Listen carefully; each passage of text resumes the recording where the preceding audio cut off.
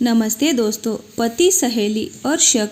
सीमा और मैं बचपन से एक दूसरे की परछाई थी। स्कूल के दिनों में हम दोनों ने हर खुशी हर गम साथ बांटे थे।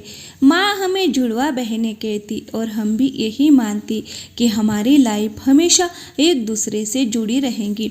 यहाँ तक कि हम दोनों ने बचपन में ये तक सोच लिया था हम तो लव मैरिज भी एक ही घर में करेंगे ताकि हमेशा साथ रह सके। समय बीता, कॉलेज ख़त्म हुआ और फिर मेरी लाइफ में अभय आ गए।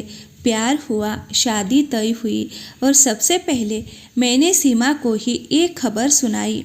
वो बहुत खुश हुई। मैंने अभय को पहले उससे मिलवाया। मुझे लगा था कि उसे पसंद आ गया तो फिर मैं बेझिझक शादी के लिए हाँ कर सकती हूँ। और जब उसने उसे पसंद कर लिया तब मैंने भी हाँ कर दी। मैं चाहती थी कि मेरी सबसे अच्छी दोस्त और मेरा लाइफ पार्टनर एक दूसरे के अच्छे फ्रेंड बन जाए और हुआ भी वही। शादी के बाद भी सीमा का हमारे घर में आना जाना लगा रहा। अभय उससे खुलकर बातें करते, हंसी मजाक करते और मैं ये सब देखकर खुश होती थी। पर मुझे क्या पता था कि शादी के बाद, अभय के आने के बाद मुझ में ये बदलाव हो जाएगा। धीरे धीरे वही हंसी मजाक मेरे दिल में एक अजीब सी चुभन पैदा करने लगी। एक दिन जब मैं रसोई में काम कर रही थी तो ड्राइंग रूम से उनकी हंसी की आवाज़ आई। अभय और सीमा किसी बात पर जोर जोर से हंस रहे थे। मैं ठिठक गई। मेरी समझ में नहीं आया कि मुझे क्यों बुरा लग रहा है। आखिर वो मेरी सबसे अच्छी दोस्त थी। फिर भी मेरे भीतर कुछ खटकने लगा था। पहले तो मुझे इसे नज़रअंदाज किया, लेकिन जैसे जैसे समय बीता ये जलन गहराने लगी। जब भी मैं देखती कि अभय और सीमा मजाक कर रहे हैं, पुरानी यादों में खो रहे हैं, तो मेरे अंदर एक अजीब सी बेचैनी घर करने लगती। क्या वो एक दूसरे के ज़्यादा करीब आ रहे थे? क्या मैं उनके बीच फालतू महसूस कर रही थी? ये सब सोचकर मैं खुद पर झुंझला जाती। फिर एक दिन सीमा का जन्मदिन आया। उसने मुझे पार्टी में बुलाया, लेकिन मैंने बहाना बना दिया। मैं जानती थी कि अभय ज़रूर जाएगा। रात को जब सीमा के साथ अभय लौटे तो मैं अपने अंदर के गुस्से को रोक नहीं पाई और गुस्से में कहा, मुझे लगता है तुम्हारी पत्नी मैं नहीं ये है।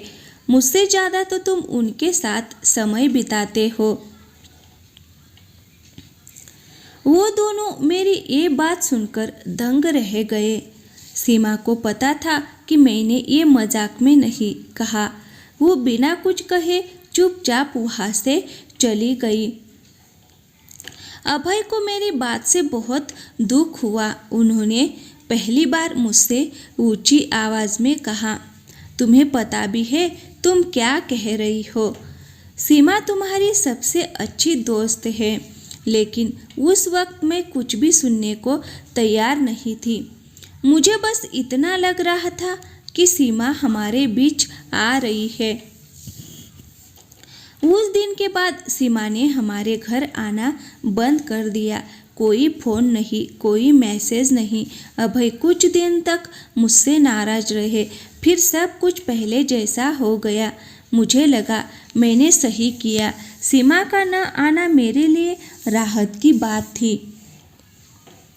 करीब 1 साल बीत गया। मैं अपनी लाइफ में बिजी थी।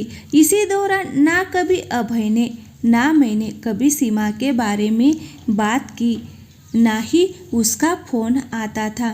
फिर एक दिन अचानक दरवाजे की घंटी बजी।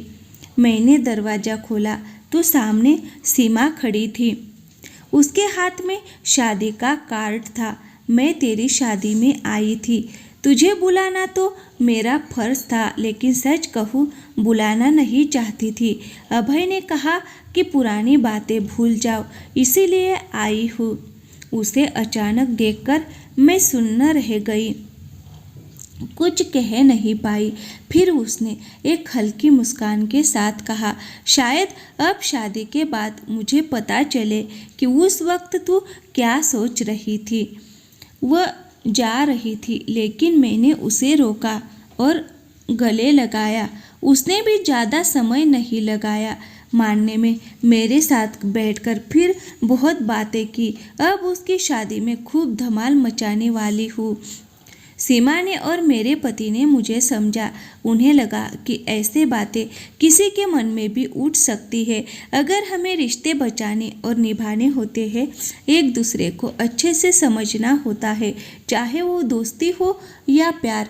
आपको ये कहानी कैसी लगी दोस्तों? हमें कमेंट कर ज़रूर बताएं। इसी तरह की अच्छी कहानियाँ आप यहाँ पर पढ़ सकते हैं। यहाँ उपस्थित शिक्षाप्रद कहानियाँ आपको मनोरंजन करने के साथ दिशा भी देंगी। तो बने रहिए हमारे साथ और हमारे प्रयास को सफल बनाएं।